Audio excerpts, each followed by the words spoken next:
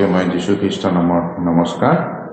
এতিয়া আমি আহক চাওঁ আমি আমাৰ এই শিক্ষাটো যোহনে লিখা 1 অধ্যায় 35 পৰা 42 পদলৈ তাত কি লিখিছে সেইটো চাওঁ। তাত এটা কাহিনী আছে, সেই কাহিনীৰ ভিতৰত যাতে আমি এতিয়া সেই কাহিনীটোৰ পৰা আমি শিকিম কেনেকে ধৰণে ঈশ্বৰৰ বাক্যটো আমি নতুন খেতিত যেনেকে এতিয়া প্ৰৱেশ কৰা নতুন জাগাত আমি কেনেকে প্ৰৱেশ কৰিব পাৰো, আৰু সেইটো চাবৰ কাৰণে আমি যোহনে লিখা সুবাৰ্তা 1 অধ্যায় 35 পৰা 42লৈকে আমি পঢ়িব লাগিব। আৰু এইটো যেতিয়া পঢ়াৰ পিছত আমি তাত পাওঁ যেনেকে তাতে যীশু খ্ৰীষ্টক দুইজন ব্যক্তিয়ে কি কৰা আছিলে পিছত গৈছিলে, আৰু তাৰে ভিতৰত দুইজন আছিলে।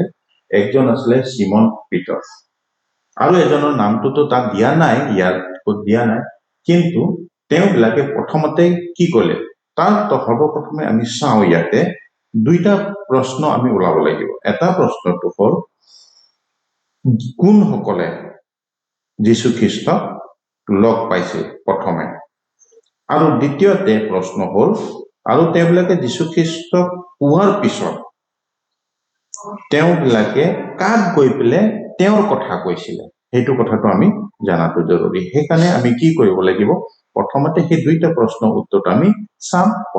যোহনৰ 1 অধ্যায় 35 পৰা 42।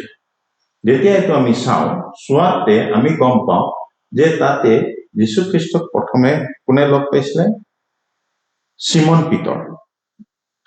পিতৰ আৰু এজন ব্যক্তি আছে, তেওঁৰ নামটো উল্লেখ নাই, কিন্তু চিমন পিতৰে প্ৰথম উত্তৰটো হল কোনে যীশু খ্ৰীষ্টক লগ পাইছিলে, চিমন পিতৰ আৰু তেওঁৰ সংগী এজনে, কোনোবা এজন আছিল, তাৰ নামটো নাই।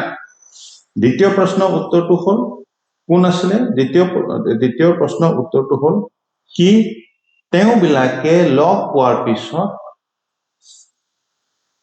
ক'ত গৈছিলে আৰু কি কৈছিলে, কাক লগ ধৰিব গৈছিলে, দ্বিতীয় প্ৰশ্নৰ উত্তৰ ন।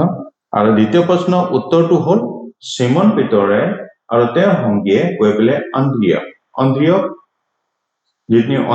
তেওঁৰ চিমন পিতৰৰ ভায়েক আছিলে, তেওঁক লগ ধৰিছিলে।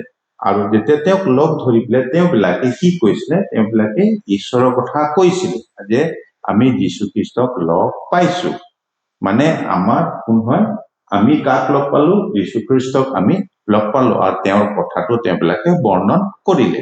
যেতিয়া বৰ্ণন কৰিলে তেতিয়া আমি এটাই কথা মনত ৰাখিব লাগিব, তেওঁবিলাকে যীশু খ্ৰীষ্টৰ পোৱাৰ পিছত তেওঁবিলাকে নিজৰ যিসকলক জানে, যিসকলক তেওঁবিলাকে চিনি পায় সেইটো জাগাত গৈছে। আৰু সেইকাৰণে চিমনে ক'ত গৈছিলে, তেওঁৰ ভায়েকৰ ওচৰত গৈছিলে আৰু তেওঁক কৈছিলে এইটো কথাটো। আৰু ঠিক তেনেকে যেতিয়া নতুন খেতিত আমি প্ৰৱেশ কৰো, প্ৰৱেশ কৰিবলৈ আমি এটা কাৰ্য কৰিব লাগিব, কাম কৰিব লাগিব। সেইটো কি কৰিব লাগিব, আমি প্ৰথমে এটা মই আপোনালোকক দেখাই আছো, ইয়াতে একটা আমি ঘূৰণীয়া এটা বল বনাম, আৰু এই ঘূৰণীয়াত নিজৰ নামটো লিখিম, নহয় জানো। তাৰপিছত আমি আমাৰ ফালৰ পৰা 4জন ব্যক্তিৰ আমি লম। সেই 4জন ব্যক্তি যিসকলে এতিয়ালৈকে যীশু খ্ৰীষ্টক নাজানে বা তেওঁবিলাকে ঈশ্বৰৰ কথাটো শুনা নাই, যিটো নেকি আমি আগতেও চাওঁ যে চমৰীয়া তিৰোতা, নহয় জানো, চমৰীয়া তিৰোতা তেওঁ যেতিয়া ঈশ্বৰক পোৱাৰ পিছত তেওঁ ক'ত গৈছিলে, তেওঁ নিজৰ ওচৰ চুবুৰীয়াত গৈছিলে। ঠিক তেনেকে তেওঁ জানা ব্যক্তিবিলাকৰ মাজত গৈছিলে।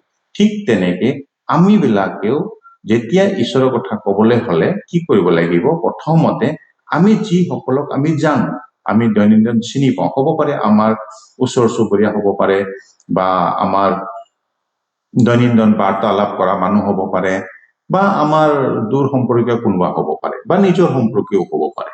ঠিক তেনেকে আমি 4জন ব্যক্তিক আমি নাম লম, আৰু সেইজনহঁতক কি কৰিম, আমি মানে সিহঁতৰ কাৰণে এটা নিমখ হম, আৰু তেওঁবিলাকৰ কাৰণে এটা পোহৰ হম, যিটো নেকি তেওঁবিলাকৰ লগত আমি আদান প্ৰদান কৰিম নেকি, আমি ঈশ্বৰৰ কথাটো তেওঁবিলাকক কম। সেই 4জন ব্যক্তি হ'ব পাৰে, 4জন ব্যক্তিতকে আপোনালোকৰ বেছি হ'ব পাৰে আপোনাৰ তাতকে বেছিও হ'ব পাৰে, আমি আৰু কেইজনমান লৈ ল'ম, কোনো কথা নাই, থাকিব পাৰে আপোনালোকৰ ঘৰত, নহয় জানো? তো সেইকাৰণে আমি কি কৰিম, তেওঁবিলাকক আমি কি কৰিম, আমি তেওঁৰ কাৰণে আমি দৈনন্দিন জীৱনত আমি প্ৰাৰ্থনা কৰিম, যাতে তেওঁবিলাকে কি কৰিব,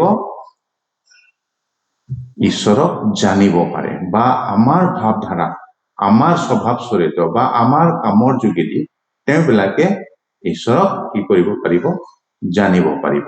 আৰু সেইকাৰণে আমি 4জনটো লিখিব পাৰে, তাতকেও বেছি আপুনি কি কৰিব, লিখিব পাৰে। ঠিক তেনেকে আমি আমাৰ কপিত বা বহীত আমি সেইবিলাকৰ নামটো লিখিম। আৰু সৰ্বপ্ৰথমে যেতিয়া লিখাৰ পিছত আমি তেওঁবিলাকৰ নামটো কৰাৰ পিছত আমি প্ৰথম কাম কি কৰিব লাগিব, প্ৰথম কামটো আমি তেওঁলোকৰ এই কাগজৰ ওপৰত য'ত লিখিছিলে তাৰ ওপৰত হাত ধৰি পেলাই তেওঁবিলাকৰ কাৰণে বাৰে বাৰে, পাৰিলে সদায় তেওঁবিলাকৰ কাৰণে আমি প্ৰাৰ্থনা কৰিম, যাতে তেওঁবিলাকক আমি এনেকা প্ৰাৰ্থনা কৰিম যাতে তেওঁবিলাকে ঈশ্বৰক জানক, তেওঁবিলাকে যাতে মন পালক, তেওঁবিলাকে যাতে কি হওক, ঈশ্বৰৰ আগত হৈ পাৰক।